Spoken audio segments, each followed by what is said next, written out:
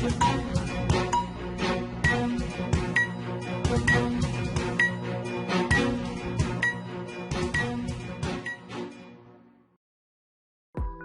اللہ الرحمن الرحیم۔ السلام علیکم ناظرین، آج کے الف نیوز نامے میں آپ جان سکیں گے اپوزیشن نے چیئرمین سینٹ کو ہٹانے کے لیے تیاری مکمل کر لی، تحریک عدم اعتماد جمع کروا دی۔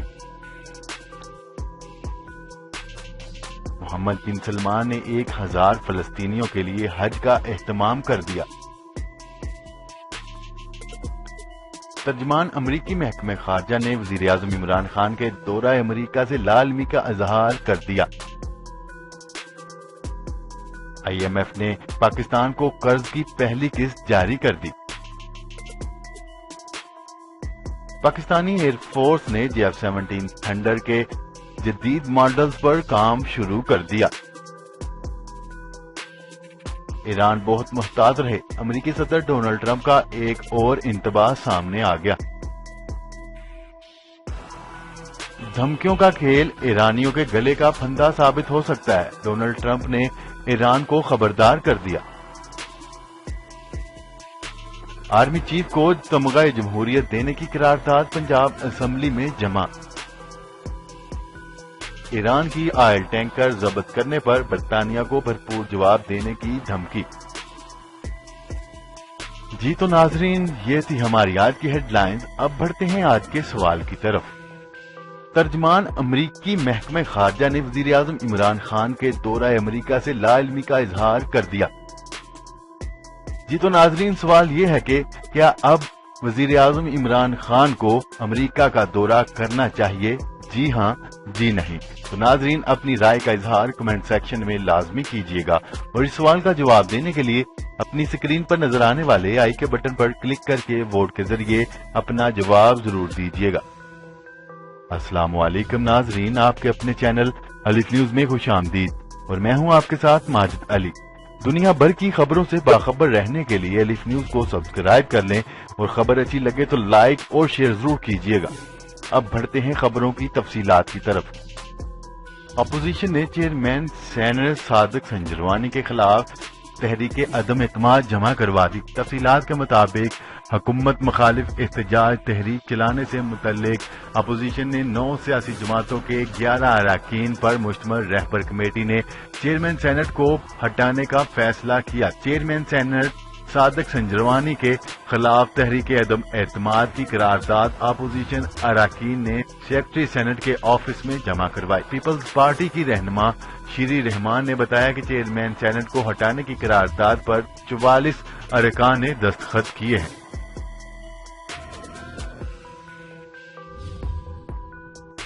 خبر کے اگلے حصے میں بات کرتے ہیں خادم الحرمین شریفین شاہ سلمان بن عبدالعزیز کی خصوصی ہدایت پر فلسطین کے ساتھ جذبہ خیر سگالی کے تحت فلسطینی شہداء اور اسیران کے 1000 لواحقین کے حج کے لیے انتظامات کیے جا رہے ہیں۔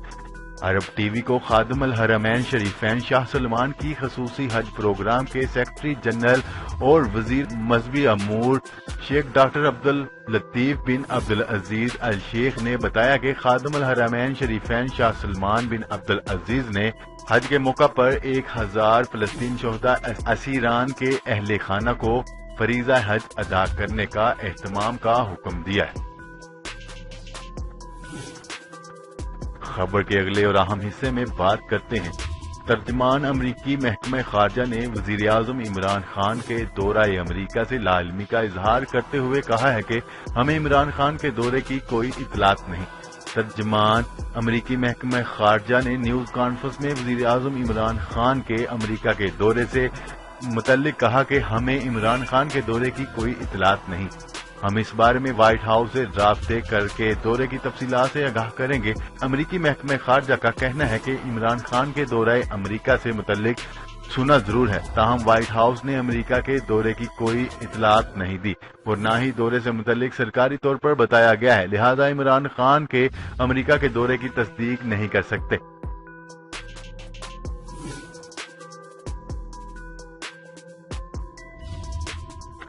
خبر کے اگلے حصے میں بات کرتے ہیں IMF کی جانب سے پاکستان کو قرضے کی پہلی قسط جاری کر دی گئی۔ پاکستان کو پہلی قسط 99 کروڑ 10 لاکھ ڈالر کی ملی ہے۔ عالمی ادارے کی جانب سے قسط ملنے کے سبب پاکستان کے زر مبادلہ کے ذخائر 15,004 کروڑ 31 لاکھ ڈالر ہو جائیں گے، جبکہ اسٹیٹ بینک کے پاس 8 ارب 19 کروڑ ڈالر ہو گئے۔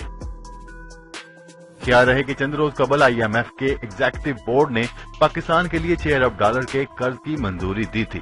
IMF نے پاکستانی معیشت پر رپورٹ میں کہا کہ پاکستان نے بجٹ میں 733 ارب 50 کروڑ روپے کے نئے ٹیکس لگائے۔ پاکستان کو اپنی معیشت کو بہتری کے لیے 50 ارب ڈالر کی ضرورت ہے۔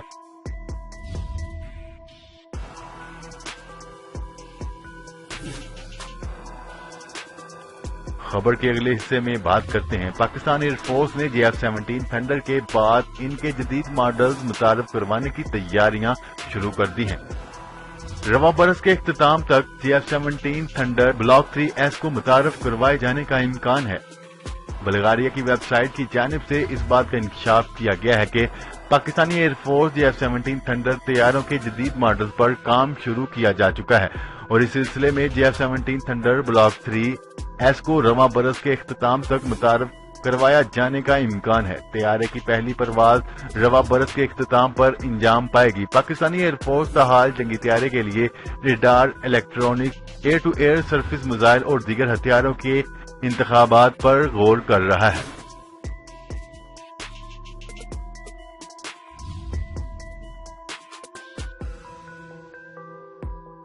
خبر کے اگلے حصے میں بات کرتے ہیں۔ امریکی صدر ڈونلڈ ٹرمپ نے ایران کو افسردہ یورینیم کی مقرر حد پار کرنے پر ایک مرتبہ پھر انتباہ جاری کیا گیا ہے اور کہا گیا ہے کہ وہ احتیاط کا مظاہرہ کرے۔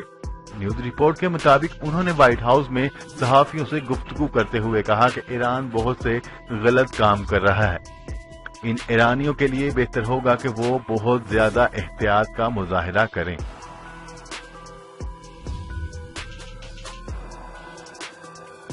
خبر کے اگلے حصے میں بات کرتے ہیں۔ امریکی صدر ڈونلڈ ٹرمپ نے ایران کی طرف سے دی جانے والی دھمکیوں کو سخت الفاظ میں جواب دیتے ہوئے کہا کہ ایرانی دھمکیاں خود ایرانی لیڈروں کے گلے پڑ سکتی ہیں۔ ٹویٹر پر پوسٹ کی گئی ٹویٹس میں امریکی صدر نے اپنے ایرانی ہم منصب حسن روحانی کو مخاطب کر کے کہا کہ دھمکیوں کی سیاست کے نتائج پر خبردار رہو، یہ تمہارے گلے پڑ سکتی ہیں۔ انہوں نے کہا کہ ایرانی صدر حسن روحانی کا کہنا ہے کہ وہ سن 2015 میں طے پائے جوہری معاہدے کے بعد یورینیم کی افزودگی میں اضافہ کر چکے ہیں اور اس میں مزید اضافہ کریں گے۔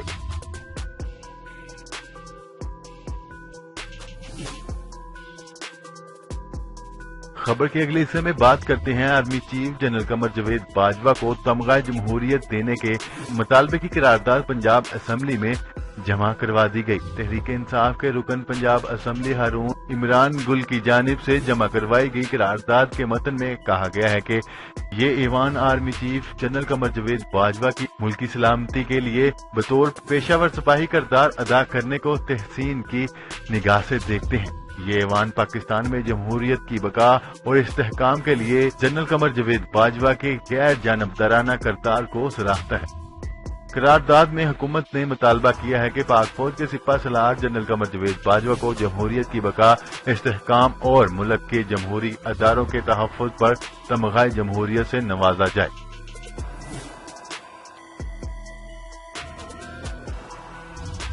خبر کے اگلے اور آخری حصے میں بات کرتے ہیں۔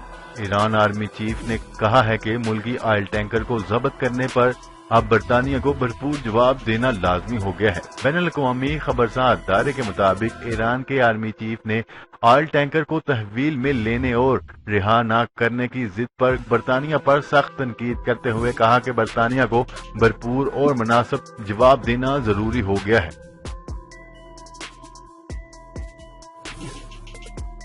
جی تو ناظرین، آج کے لیے اتنا ہی۔ مزید خبریں لے کر بہت جلد آپ کی خدمت میں حاضر ہوں گے۔ تب تک کے لیے اپنا خیال رکھیے گا۔ اللہ نگہبان۔ پاکستان زندہ باد، پاکستان آرمی زندہ باد۔